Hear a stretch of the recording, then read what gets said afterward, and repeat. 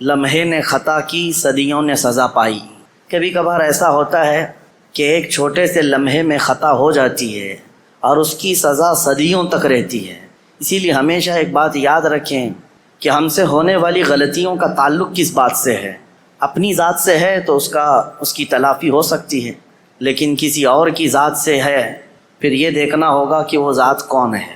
میں یہ بات اس لیے عرض کر رہا ہوں کہ کربلا کے واقعات کے بعد صدیاں گزر گئیں، لیکن اس ظالم حکومت یزید کی حکومت پر اب تک لعنت کی جا رہی ہے اور قیامت تک یہ چلتا رہے گا۔ حالانکہ اگر تاریخ دیکھی جائے تو بہت مختصر سی حکومت کرنے والا ہے شخص، یعنی صرف اس کو 3 سال ملے۔ حضرت امیر معاویہ کے انتقال کے بعد تخت پر بیٹھا اور 3 سال تک حکومت کیا، اس کے بعد بہت سخت بیماری کے عالم میں مر گیا۔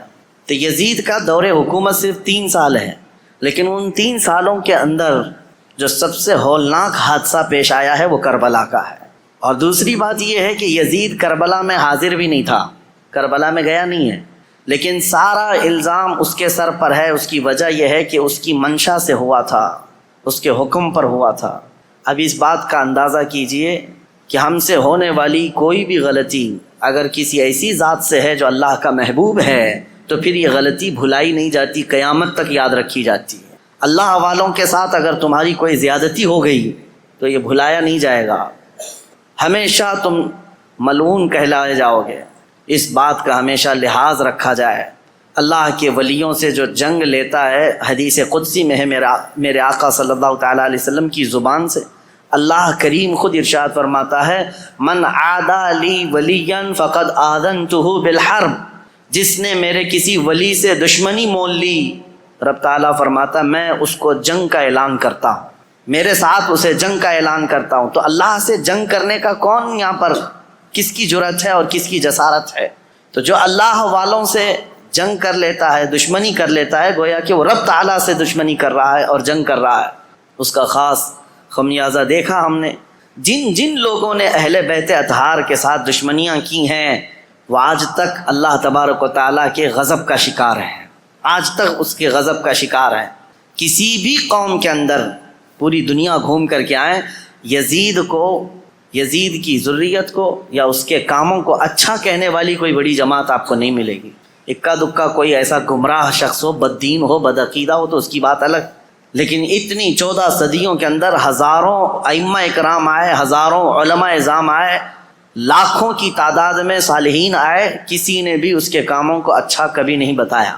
ایک وجہ یہ بھی ہے میرے عزیزو، اس نے زندگی میں کبھی کچھ اچھے کام کیے ہوں گے لیکن اس کا فرق نہیں پڑتا، برائی غالب آ جاتی، اور وہ بھی برائی ایسی کہ رسول اللہ صلی اللہ تعالیٰ علیہ وسلم کے نواسے کا اور ان کے خاندان والوں کا اس طرح سے قتل کر دینا کہ جس کو رہتی دنیا تک یاد کیا جاتا ہے۔ اب ان کے بعد حالات کیا ہوئے، جیسا کہ میں نے اعلان کیا تھا 10 مجالس محرم میں کہ ماں بعد کربلا کیا ہوا تھا، کربلا کے بعد کے حالات کیا ہیں۔ کربلا کی جنگ ختم ہوتی ہے حضرت امام حسین کی شہادت پر، جب آپ کا سر مبارک الگ کر دیا گیا تو یہ جنگ ختم ہو گئی۔ جشن منایا یزیدیوں نے، تقریباً 22,000 کا جو لشکر تھا اس میں کئی مرے بھی تھے، لیکن جلد بازی میں سارے جتنے بھی شہداء تھے سب کو ادھر ادھر بکھیر دیا گیا، لیکن چند سروں کو انہوں نے جمع کیا، خاص طور پر مولا امام حسین رضی اللہ تعالیٰ عنہ کا سر، کیونکہ دلیل کے طور پر انہیں یہ لے کر کے جانا تھا یزید کے دربار میں کہ دکھایا جائے کہ ہماری جنگ بھی ہوئی اور ہم نے کاٹ بھی دیا ہے، ختم کر دیا ہے۔ کبھی کبھار انسان حیوانیت کا شکار ہو جاتا ہے اور اتنا گرتا ہے کہ جانور بھی ایسا نہیں کرتے۔ اسی لیے امام غزالی کی وہ بات یاد رکھو کہ انسان کی 3 قسمیں ہیں، کبھی افضل ہو جائے تو فرشتوں سے بھی افضل بنتا ہے، اور کبھی نیچے گر جائے تو یہ جانوروں سے زیادہ ذلیل ہو جاتا ہے۔ جانور اپنی برادریوں میں سے کسی کا ایسا بہشکار یا ایسا قتل نہیں کرتے جیسا انسان انسانیت کا کرتا ہے، انسانوں کے ساتھ کرتا ہے۔ تو بہرحال جس نبی کا کلمہ پڑھتی تھی یہ جماعت، اس نبی کے اس نواسے کو جس کو رسول اللہ بے حد محبت کرتے تھے اور جس کے متعلق یہ فرمایا تھا کہ یہ جنتی جوانوں کا سردار ہے، اس کو کاٹ کر کے لے جا رہے ہیں، سر بھی لے کر کے جا رہے ہیں ساتھ میں۔ اور جب کربلا سے نکل کر کے یہ سب سے پہلے آئے تھے کوفہ کی سرزمین، یہیں تو امام حسین کو بلایا گیا تھا کہ آپ آ جائیے، یہاں سے آپ کو امیر المومنین منتخب کیا جائے گا۔ اسی کوفہ میں امام حسین کا سر لایا گیا تھا، کوفہ والوں پر اہل بیت اطہار کی طرف سے ایک غضب بھی ہے. اور آج دنیا میں دھوکے کے نام سے اگر کوئی چیز جانی جاتی ہے تو کوفہ. کسی کو اگر کہہ دیا جائے کہ کوفی ہے تو ایک محاورہ ہے، مثل بن گئی ہے کہ دھوکہ دینے والے کو کہتے ہیں، کیونکہ وہ دھوکے میں مشہور ہو گئے ہیں، بہت مشہور ہو گئے. تو کوفہ میں جب سر لایا گیا تو لوگوں کا ایک تانتا بن گیا دیکھنے کے لیے، اور عبید اللہ بن زیاد جو وہاں کا گورنر تھا اس کے پاس سر رکھا گیا تو اس نے اس کی بے حرمتی بھی کی. کہا حسین اگر تم یہاں نہ آتے تو تمہارے ساتھ یہ نہ ہوتا.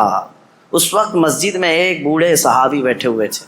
عبید اللہ بن زیاد امام حسین کو کیا کہہ رہا تھا کہ ختم ہو گیا جھوٹا شخص بھی اور جھوٹے کا بیٹا بھی، نعوذ باللہ. یہ سیدنا مولا علی کو بھی گالی تھی اور امام حسین کو بھی گالی تھی. صحابی رسول کو برداشت نہ ہوا، 80 سال کی عمر کے تھے، مسجد میں کھڑے ہو گئے. کہا وہ ابن مرجانہ، اس کی ماں کا نام مرجانہ تھا. اس کے باپ سے لوگ جب کسی کو عربی میں گالی دی جاتی تھی تو ماں کا نام لے کر کے کہتے کہ باپ کا پتہ ہی نہیں. وہ ابن مرجانہ کہ تو جس کے بارے میں کہہ رہا ہے وہ اس روئے زمین میں سب سے اعلیٰ، اس کا باپ سب سے اعلیٰ اور اس کا نانا سب سے اعلیٰ ہے جس حسین کے بارے میں تو کہہ رہا ہے. اور میں گواہی دیتا ہوں اے کوفہ والو، یہ عبید اللہ بن زیاد کذاب ہے، دجال ہے اور دجال کا بیٹا ہے، کذاب ابن کذاب ہے. انہوں نے اپنا حق ادا کیا. بھری محفل میں بھی حق بات کھڑے ہو کر کہہ دینا. عبید اللہ بن زیاد نے اس بوڑھے صحابی کو اسی مجلس میں قتل کروا دیا. 80 سال کی عمر کے تھے. دیکھیں ہر زمانے میں حق بات کو ایکسیپٹ کرنے والے اور بڑھ چڑھ کر اعلان کرنے والے موجود رہیں گے. بزدل چاہے جتنے بھی بن جائیں لیکن کوئی نہ کوئی مجلس میں رہے گا، کیونکہ اللہ کا دین ہے اور صبح قیامت تک اللہ حق بولنے والوں کو زندہ رکھے گا. پھر اس کے بعد یہ سر امام حسین کا دمشق لایا گیا جو ملک شام کی راجدھانی ہے. دمشق میں یزید کا تخت خلافت تھا. وہاں پہلے ہی سے لوگوں میں اعلان ہو گیا تھا کہ کربلا میں جو جنگ ہوئی اس میں لٹا ہوا قافلہ آ رہا ہے. امام حسین کو، ان کے سر کو اور ان کے خاندان کی بیویوں کو اور ان کے بیٹوں کو قیدی بنا کر لایا جا رہا ہے. امام زین العابدین امام حسین کے بیٹے جو بیمار تھے کربلا میں، وہ جنگ میں میدان میں نہیں اترے، بیماری کی عالم میں ویسی رہے اور وہ بھی چل کر کے دمشق پہنچے. وہاں پر بتایا گیا ہے دمشق شہر میں تاشے بج رہے تھے، ڈھول بج رہے تھے، باجے بج رہے تھے. امام حسین کا سر آ رہا ہے تو ایک جلوس کی شکل تھی. لوگ اپنی اپنی برآمدوں میں آ کر چھتوں پر کھڑے ہو کر دیکھ رہے تھے کہ یہ جلوس آ رہا ہے. اس عجیب حال ہے کہ شاعر نے بہت اچھے انداز میں کہا ہے کہ عجیب امت ہے، قتل کیا شبیر کا وہ بھی نعرے تکبیر کے ساتھ. یعنی ایک طرف اللہ اکبر کہنے والے ہی ہیں اور اسی رب ذوالجلال کے سب سے پیارے محبوب صلی اللہ علیہ وسلم کے نواسے کا قتل کر رہی ہے امت، اور پھر اس کے بعد اس کو گھما بھی رہی ہے. جب لایا گیا دمشق تو یہ حالات تھے کہ باجے بج رہے ہیں، ڈھول بج رہے ہیں، تاشے بج رہے ہیں. اور یزید کے دربار میں یہ لٹا ہوا قافلہ جب پہنچا تو یزید نے مگرمچھ کے آنسو بہائے اور کہا حسین اگر تم بغاوت نہ کرتے تو یہ حالات نہ ہوتے، اور اگر میرے سامنے آ جاتے تو میں قتل کا حکم نہیں دیتا. یہ سب حالات لکھے ہوئے ہیں. لیکن میرے عزیزو ایک بات ہے میں یہاں پر کلیئر کر دیتا ہوں. بعض ایسے لوگ ہیں جو تحقیقات کی بنیاد پر یہ کہتے ہیں کہ یزید تو افسوس کر رہا تھا امام حسین کے قتل پر، وہ راضی نہیں تھا. ہم کہتے ہیں یہ قتل ہو جانے کے بعد آنسو بہانا اور راضی نہ ہونے کا ڈھونگ کرنا یہ بات الگ ہے. اگر یزید حقیقت میں راضی نہیں تھا تو امام حسین کے قتل کے سلسلے میں جتنے کوفہ میں گئے تھے ان کو پکڑ کر سزا بھی تو دے سکتا تھا، لیکن سزا کسی کو نہیں دی گئی. اس کا کیا مطلب ہے؟ ایک طرف تم رو کر کے لوگوں کو بتا رہے ہو کہ میں اس سے راضی نہیں تھا. اگر تم راضی نہیں تھے تو عبید اللہ بن زیاد، عمرو بن سعد، شمر، خولی، یہ جن لوگوں نے مولا حسین کے ساتھ ظلم کیا اور ان کے بچوں کو مارا ہے، یزید بھرے دربار میں بلا کر کہتا کہ انہوں نے میری رضا کے خلاف کام کیا ہے، رسول اللہ کے بیٹے کا قتل کیا، لہٰذا ان کا قتل ہوگا. کہیں تاریخ میں نہیں ملتا ہے. تو لہٰذا یہ ڈھونگ رچانا یہ ایسا ہی ہے میرے عزیزو کہ صرف اتنا بیان دے دینا کہ ہمیں کھیت ہے، ہمیں افسوس ہے. یہ تو پولیٹیشین جیسے آج بھی کرتے ہیں سیاسی لوگ، قتل ہو جائے پورا کا پورا گاؤں جل جائے اور اس کے بعد تم ایک اسٹیٹمنٹ دے دو کہ ہمیں کھیت ہے، ہمیں افسوس ہے اس بات کا. تو کیا اتنا کہہ دینے سے ساری چیزیں ختم ہو جائیں گی؟ اسی لیے میں نے تقریر کی شروع میں ہی کہا لمحے نے خطا کی صدیوں نے سزا پائی.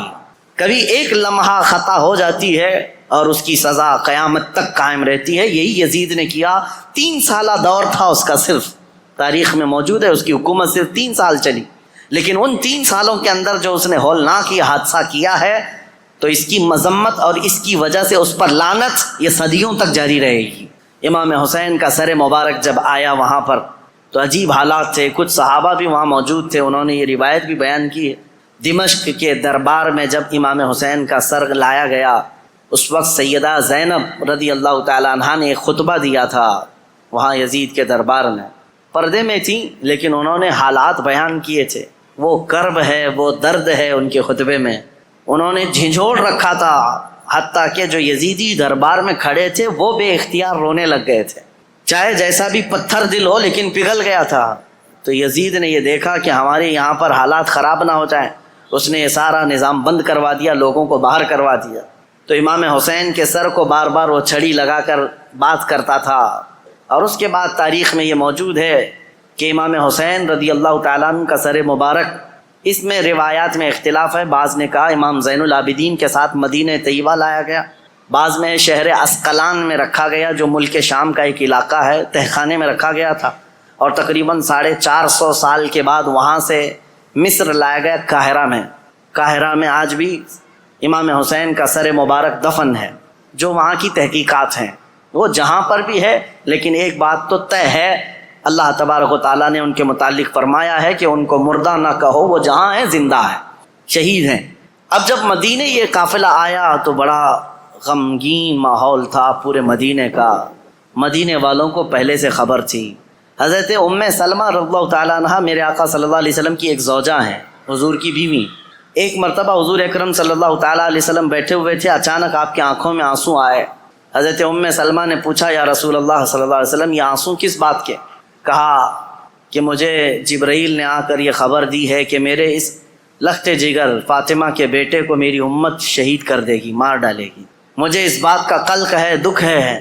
اور جبرائیل نے ایک شیشی میں مجھے مٹی لا کر کے دی، وہ اس کربلا کے میدان کی، اور وہ حضرت ام سلمہ کو دے دیا۔ حضور نے کہا کہ یہ شیشی سنبھال کر کے رکھنا، جس دن دیکھنا کہ اس کی مٹی لال ہو گئی تو سمجھ لینا کہ میرا بیٹا شہید ہو گیا۔ تو حضرت ام سلمہ رضی اللہ تعالیٰ عنہ اس وقت موجود تھیں، باحیات تھیں، رسول اللہ صلی اللہ علیہ وسلم کی زوجہ۔ وہ کہتی ہیں کہ وہ شیشی میں نے رکھی تھی، اور جس دن یہ کربلا کا واقعہ پیش آیا اس دن انہوں نے خواب بھی دیکھا حضور صلی اللہ تعالیٰ علیہ وسلم کو، کہ نبی کریم صلی اللہ تعالیٰ علیہ وسلم گرد و غبار جھاڑتے ہوئے اپنے لباس کو جھٹکتے ہوئے تشریف لا رہے ہیں۔ تو حضرت ام سلمہ نے حضور کو خواب میں دیکھ کر پوچھا یا رسول اللہ صلی اللہ تعالیٰ علیہ وسلم کون سے لمبے سفر سے آپ تشریف لا رہے ہیں کہ گرد و غبار آپ جھاڑتے ہوئے تشریف لا رہے ہیں؟ میرے آقا صلی اللہ تعالیٰ علیہ وسلم نے فرمایا ام سلمہ، میری امت کے اشقیاء نے میرے بیٹے کو اور میرے خاندان کو کاٹ دیا، قتل کر دیا کربلا کے میدان میں، ان کی سب کی لاشیں میں جمع کرتا کرتا سب کو دیکھتا ہوا وہاں سے آ رہا ہوں، کربلا کے میدان سے تھکا ہوا۔ حضرت ام سلمہ کہتی ہیں کہ میں گھبرا گئی، یہ خواب دیکھی تھی رات کو، صبح وہ جلدی اٹھتی ہیں، یہ عاشورہ کا دن تھا، وہ فرماتی ہیں کہ میں جلدی سے جا کر اس شیشی کو یاد کرتی ہوں جو میرے آقا صلی اللہ علیہ وسلم نے مجھے زندگی میں دیا تھا، وہ ویسی ہی سنبھالی رکھی ہوئی تھی، جا کر دیکھا تو اس شیشی کے اندر مٹی نہیں پورا خون جمع تھا۔ حضرت ام سلمہ کہتی ہیں میں نے مدینے والوں کو اسی دن اطلاع دے دی کہ اے اہل مدینہ رسول اللہ کا بیٹا شہید ہو گیا۔ اس وقت کوئی ٹیلی گرام نہیں تھا اور نہ ہی کوئی ایسی تیز خبریں لانے والا انٹرنیٹ یا موبائل یا فون کا سسٹم تھا، مواصلات تو نہیں تھے، خبریں جو آتی تھی کوئی قاصد خبر لے کر کے آتا تب پتہ چلتا، وہ بھی خبریں کبھی 8 دن کے بعد 10 دن کے بعد پہنچتی تھی، لیکن مدینے والوں کو اسی دن خبر پہنچ گئی تھی کہ امام حسین کا قتل ہو گیا۔ یہ حضرت ام سلمہ نے خبر دی تھی، مدینے والوں نے آ کر کے پوچھا کہ یہ حالات ایسے ہو گئے۔ اس کے بعد پھر اس دن سے لے کر ہر دن مدینے والے انتظار میں رہتے کہ رسول اللہ کا یہ خاندان اہل بیت کب یہ واپس مدینے آئیں گے۔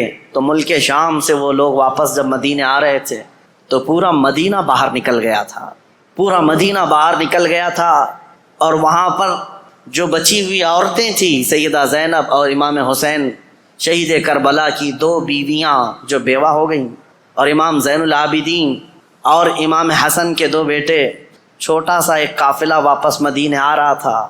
تو مدینے والے کہتے ہیں جیسے ہی وہ قافلہ مدینے کے اندر آیا تو لوگوں کی ایسی چیخیں بلند ہو گئیں، لوگ دیکھتے رہ گئے، کیونکہ رسول اللہ کے گھر کے کچھ افراد مدینے میں ابھی بھی موجود تھے، حضرت بی بی سغرا اور امام حسین کی اور ایک بیوی یہاں پر موجود تھی۔ سب انتظار کرتے رہ گئے، اور جیسے ہی یہ لٹا ہوا قافلہ آیا تو مدینے والے کہتے ہیں ایک وہ دن تھا جب رسول پاک صلی اللہ تعالیٰ علیہ وسلم کی وفات ہوئی، اس دن مدینہ سب سے زیادہ رویا تھا، اور دوسرا یہ دن تھا جب امام حسین کا قافلہ، لٹا ہوا قافلہ مدینے میں داخل ہوا تھا تو مدینہ سب سے زیادہ رویا تھا۔ امام زین العابدین بیمار سجاد جیسے ہی مدینے میں داخل ہوئے سیدھے روضہ رسول پر حاضر ہوئے، اپنے اس قافلے کو لے کر روضہ رسول پر حاضر ہوئے۔ لوگ دھاڑے مار مار کر روتے تھے۔ امام زین العابدین کربلا کی پوری داستان رسول اللہ کو سنا رہے تھے کھڑے ہو کر، کہہ رہے تھے یا اللہ کے رسول، نبی محترم، نبی محتشم، آپ کے اس لاڈلے نواسے کو جو آپ کے کندھوں پر بیٹھ کر سواری کرتا تھا، آپ کا وہ لاڈلا نواسا جو آپ سجدے میں جائیں تو پیٹھ پر سوار ہو جاتا تھا، اس لاڈلے نواسے کو اشقیاء کی جماعت نے بغیر پانی دیے، بغیر کھانا دیے ذبح کر دیا۔ اے اللہ کے رسول، ہم نے اپنی آنکھوں سے دیکھا ہے آپ کے اہل بیت اطہار میں سے 6 ماہ کے علی اصغر کو بھی انہوں نے تیروں سے چھلنی کر دیا، آپ کے گھر کے ہر جوان بچے کو گھوڑوں پر سے دوڑا کر کے ان کی لاشوں کی بے حرمتی کر دی۔ جب امام زین العابدین رو رو کر کے یہ بیان کرتے تو مدینہ، جتنے لوگ تھے مدینے کے وہاں موجود، سب چیخیں بلند ہو گئی، کئی لوگ تو وہاں غش کھا کر گر گئے تھے اس غم کی داستان پر۔ اس کے بعد امام زین العابدین جب تک زندہ رہے کبھی ان کو کسی نے ہنستے ہوئے نہیں دیکھا، کبھی مسکراتے ہوئے نہیں دیکھا۔ بعض روایتیں بتاتی ہیں کہ امام زین العابدین رضی اللہ تعالیٰ عنہ کو لوگ ہنسانے کی کوشش کرتے ہیں، کہتے ہیں کہ وہ حالات ہو گئے ختم، اب تو آپ معمول کے حالات پر آ جائیں۔ آپ یہی فرماتے کہ جس کے سامنے اس کے گھر کے سارے افراد کو 3 دن کی پیاس اور بھوک کے بعد ٹکڑے ٹکڑے کر دیے گئے ہوں، اور تم اس شخص سے ہنسنے کی امید رکھتے ہو، اس سے مسکرانے کی امید رکھتے ہو۔ امام زین العابدین کو کبھی کسی نے مسکراتے نہیں دیکھا، کبھی وہ کسی قصاب کی دکان کے پاس سے گزرتے تو روتے کھڑے ہو جاتے ہیں۔ قصاب دکانوں پر جیسے امام زین العابدین آتے گوشت پر چادر اڑا دیتے تھے، اور لوگ یہ کہتے کہ وہ کچا گوشت دیکھتے ہیں تو رو پڑتے ہیں کہ میرے گھر کے خاندان کے سارے افراد کا گوشت اسی طرح سے بکھرا ہوا تھا۔ وہ کسی ذبح کرتے ہوئے جانور کو دیکھتے تو رو پڑتے تھے، ان کی آنکھوں سے آنسو نکل آتے، اور یہی کہتے ہیں کہ لوگ تو جانوروں کو پانی پلا کر ذبح کرتے ہیں، میرے باپ کو لوگوں نے 3 دن کی پیاس کے بعد ذبح کیا تھا، تو ان کے غم کے برابر تو میں سمجھتا ہوں دنیا کا غم ہی نہیں ہے امام زین العابدین کا۔ لیکن میرے عزیزو، قرآن کی یہ آیت بالکل برحق ہے۔ میرا مولا فرماتا ہے وَمَا اللَّهُ بِغَافِلٍ عَمَّا يَعْمَلُ الظَّالِمُونَ، اللہ ظالموں کے کام سے غافل نہیں ہے، بے خبر نہیں ہے، ہر ظالم اپنے انجام کو پہنچے گا ضرور۔ حالات کروٹ لیتے ہیں، یزید کا دور حکومت ختم ہو گیا، اس کے بعد یزید کا بیٹا معاویہ تخت نشین ہوا، 6 مہینے صرف خلافت چلی، اس کے بعد یہ خاندان کی وراثت ہی ختم ہو گئی۔ معاویہ کے بعد، یعنی یزید کا بیٹا جو معاویہ تھا، اس کے بعد پھر اس خاندان میں خلافت ہی ختم ہو گئی۔ مروان کی حکومت چلی، مروان کے بیٹوں کی حکومت چلی، لیکن اس اثنا میں ایک شخص مختار ثقفی نام سے کوفہ کی سرزمین سے ابھرتا ہوا ایک نوجوان نکلا۔ وہ اہل بیت کا جانثار تھا، محب تھا، چاہنے والا تھا۔ وہ کوفہ کی ساری طاقت و قوت کو اس نے جمع کر لیا، اور اسی دن سے اس نے طے کیا کہ رسول اللہ کے خاندان کے ساتھ جو ہوا ہے میں اس کا بدلہ لے کر کے رہوں گا، میں کفارہ ادا کروں گا۔ تھا تو کوفہ کا رہنے والا، اور اس نے اپنی پوری مجتمع طاقت کو لے کر وہاں کی سارے لوگوں کو جمع کر لیا۔ اس کے بعد پھر ایک ایک بعد دیگرے لوگوں کو ڈھونڈنا شروع کیا، اور جو تاریخ ہے میرے عزیزوں، اس نے پیچھا کیا سب سے پہلے اس شمر کا جس نے امام حسین کی گردن الگ کی تھی۔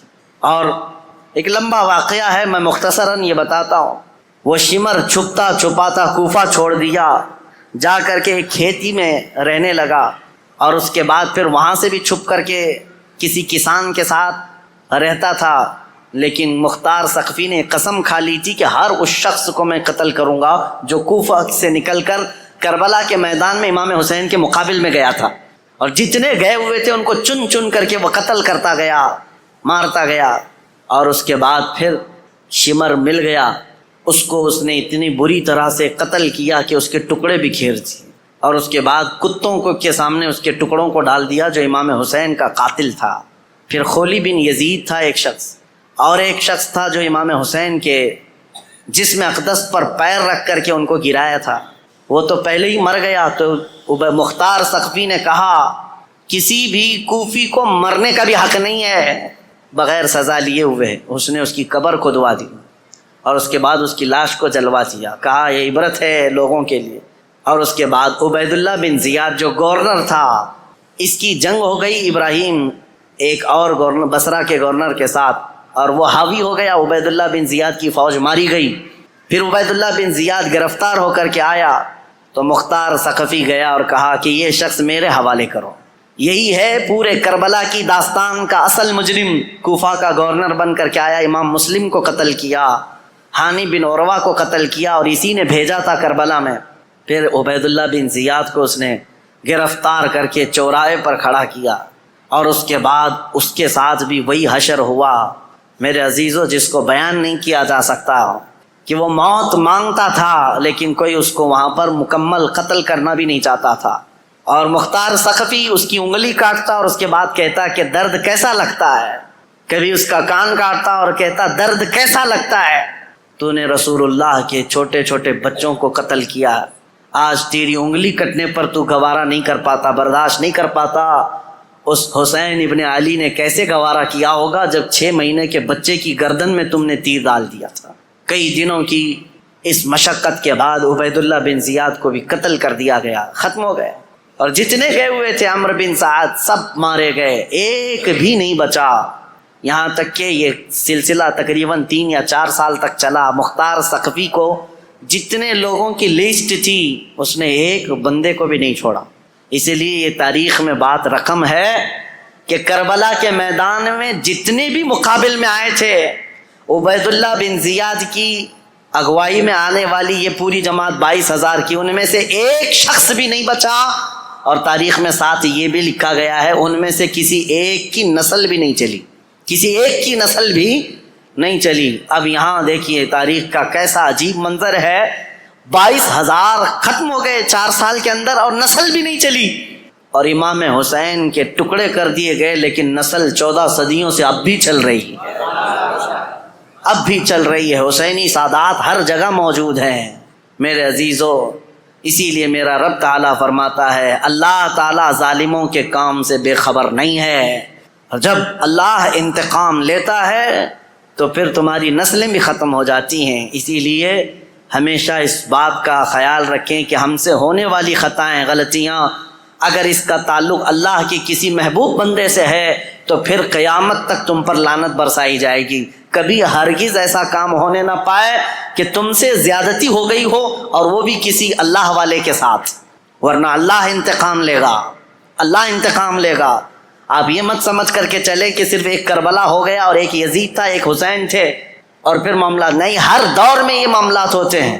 آج بھی آپ کو یہی نصیحت کر رہا ہوں کہ کبھی تمہاری طرف سے کسی ایسی شخصیت کو تکلیف نہ پہنچاؤ جو اللہ والا ہے، اللہ کا محبوب بندہ ہو، ورنہ ہوگا یہ کہ اس کا انتقام اللہ لے گا، اللہ کی طرف سے ہوگا۔